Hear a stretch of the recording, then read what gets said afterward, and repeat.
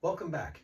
Now, the previous videos I've been showing you, it's been a lot more focused on what software we have and what it might look like, but not so much of what a session would be, more of what the stimuli you might be exposed to. This is more of an explanation and walking through the practical nature of exposure. And I'm going to be doing specifically a phobia exposure focused on spiders, arachnophobia. So let's just kind of walk through a little bit of what you might experience as a client. So session one is mainly just the intake, and it's information gathering about you, about your diagnoses, and also the education piece of what else might be upcoming and what it is that can kind of prepare you for the next session. It's kind of, you know what you're getting into. Then there's session two. And session two is mainly about coping strategies that we will work on together. What works, what doesn't, why it does or does not work, and then when you should apply it. And that's usually a pretty big deal.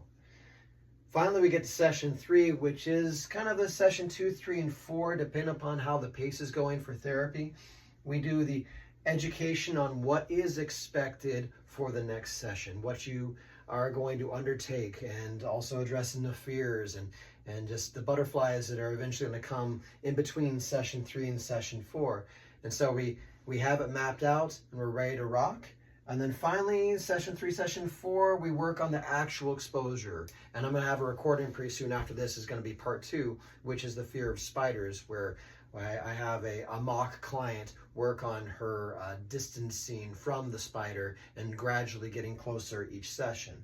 So homework also is extremely important because I want you to have not only exposure in the room, but as much exposure out of the room so that we can expedite your therapeutic change to get you through that feared thing that you have.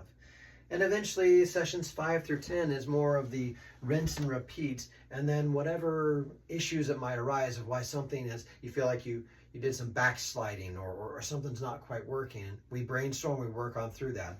Then anything else beyond this might be addressed of what it was brought up in session 1, which might be, hey, it's not a phobia, but I got these other things in terms of depression or some other anxiety, and we recalibrate the sessions. But I really like to focus, if it is a phobia, to get through the phobia, and then we could work on something else. So in the next video, you'll just see the practical application.